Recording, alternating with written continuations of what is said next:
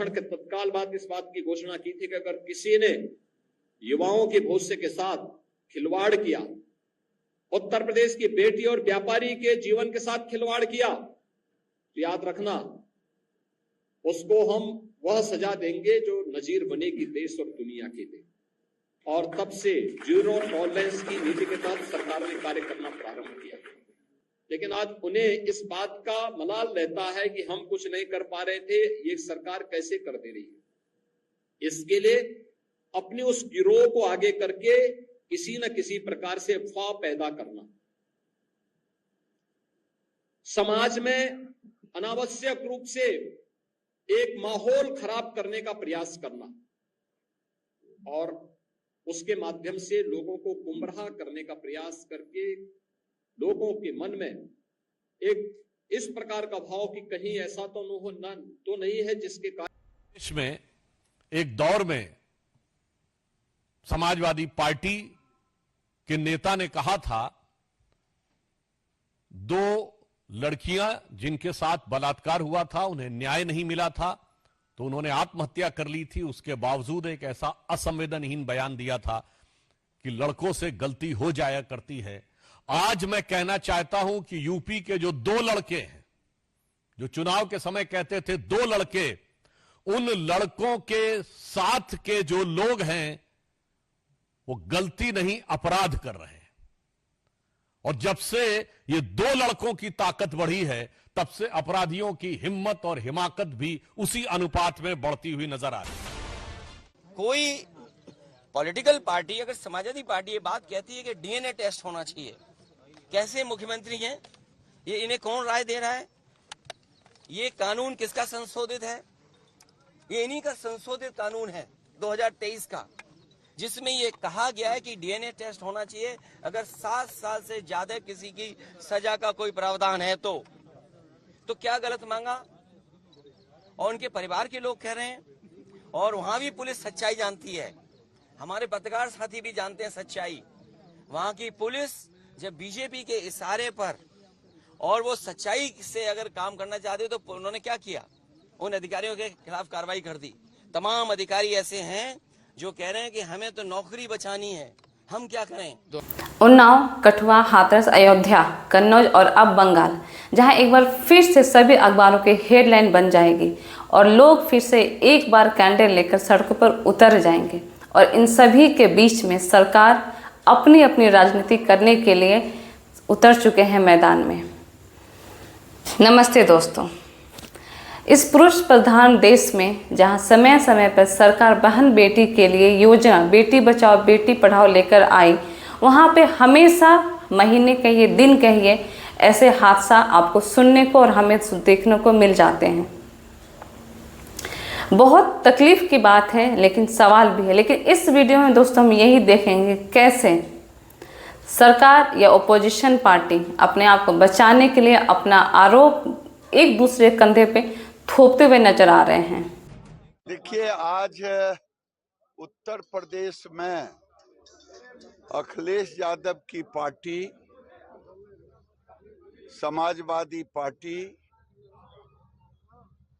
अपराधी पार्टी तो थी ही पहले, अब बलात्कारी पार्टी हो गया। अखिलेश यादव बड़ी बड़ी बातें करते हैं लेकिन उनकी पूरी पार्टी अब एक तरह से बलात्कारी और अपराधी संरक्षित पार्टी हो गया। कन्नौज में जो नाबालिग बेटी के साथ दुराचार का प्रयास हुआ, उसके संबंध में जो नवाब सिंह यादव गिरफ्तार हुए हैं, उनका समाजवादी पार्टी से पिछले 5-6 वर्षों से कोई संबंध नहीं है और वो समाजवादी पार्टी के ना प्राइमरी मेंबर हैं ना एक्टिव मेंबर हैं। इसमें जो भी दोषी हो उनके खिलाफ कड़ी से कड़ी कार्रवाई होनी चाहिए। किसी पर गलत जो है वो इल्ज़ामात लगा करके और किसी के पॉलिटिकल कैरियर को या किसी को वो नहीं करना चाहिए। माएँ, बहनें, बेटियां सबके घरों में होती हैं, सबको बराबर सम्मान करना चाहिए और इसको किसी पार्टी से, किसी रिलीजन से नहीं जोड़ना चाहिए। कि उत्तर प्रदेश में एक दौर में समाजवादी पार्टी के नेता ने असंवेदनहीन बयान दिया था कि लड़कों से गलती हो जाया करती है। आज मैं कहना चाहता हूं कि यूपी के जो 2 लड़के हैं, जो चुनाव के समय कहते थे 2 लड़के, उन लड़कों के साथ के जो लोग हैं वो गलती नहीं अपराध कर रहे हैं। और जब से ये 2 लड़कों की ताकत बढ़ी है, तब से अपराधियों की हिम्मत और हिमाकत भी उसी। कोई पॉलिटिकल पार्टी अगर समाजवादी पार्टी ये बात कहती है कि डीएनए टेस्ट होना चाहिए, कैसे मुख्यमंत्री हैं ये, इन्हें कौन राय दे रहा है? ये कानून किसका संशोधित है? ये इन्हीं का संशोधित कानून है 2023 का, जिसमें ये कहा गया है कि डीएनए टेस्ट होना चाहिए अगर 7 साल से ज्यादा किसी की सजा का कोई प्रावधान है तो क्या गलत मांगा? और उनके परिवार के लोग कह रहे हैं, और वहां भी पुलिस सच्चाई जानती है, हमारे पत्रकार साथी भी जानते हैं सच्चाई। वहां की पुलिस जब बीजेपी के इशारे पर और वो सच्चाई से अगर काम करना चाहते तो उन्होंने क्या किया? उन अधिकारियों के खिलाफ कार्रवाई कर दी। तमाम अधिकारी ऐसे हैं जो कह रहे हैं कि हमें तो नौकरी बचानी है, हम क्या करें? 2017 से ही वो पार्टी से असंतुष्ट थे, पूरा कन्नौज जानता है, इधर उधर थे। बहरहाल उनकी दोस्ती बहुत सारे लोगों से थी, भारतीय जनता पार्टी के बहुत नेताओं से थी, और किसी से दोस्ती हो, किसी से व्यवहार हो, जिसकी जितनी गलती है उतना काम कानून को करना चाहिए, और ये ढूंढना चाहिए कि उसे बचाना कौन चाह रहा है, बचाने की कोशिश कौन कर रहा है।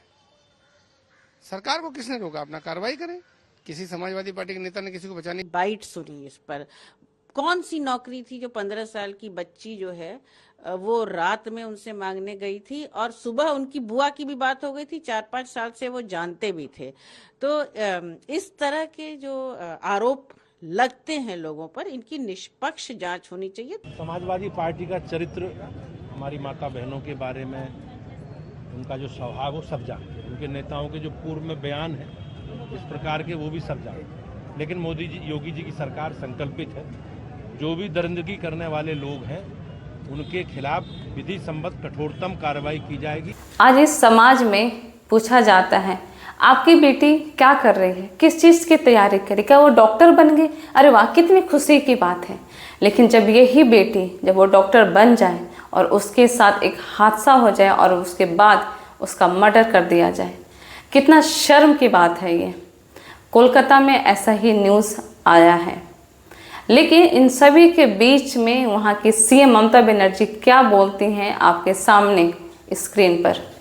আমরা হাসপাতাল থেকে হেড অফ দ্য ডিপার্টমেন্ট, যে চেস ডিপার্টমেন্ট, তাকেও সরিয়ে দিয়েছি, এবং পুলিশ পোস্টে যে এসিপি ছিলেন তাকেও সরিয়ে দিয়েছি। সবাইকেই সরানো হয়েছে, এবং ডগ স্কোয়াড থেকে শুরু করে, ভিডিও থেকে শুরু করে, ফরেন্সিক ডিপার্টমেন্ট থেকে শুরু করে সবাইকেই ইনভলভ করা হয়েছে, যাতে খুনি গ্রেপ্তার হয় এবং দোষীরা শাস্তি পায়। এবং আমি চাই পুলিশ যত তাড়াতাড়ি সম্ভব দোষীদের গ্রেপ্তার করবে। আর রবিবার পর্যন্ত যদি তারা কুলকিনারা করতে না পারেন, কারণ ভেতরেও তো অনেকে আছে, তাহলে এই কেসটা আমরা আমাদের হাতে রাখবো না, আমরা সিবিআইকে দিয়ে দেবো।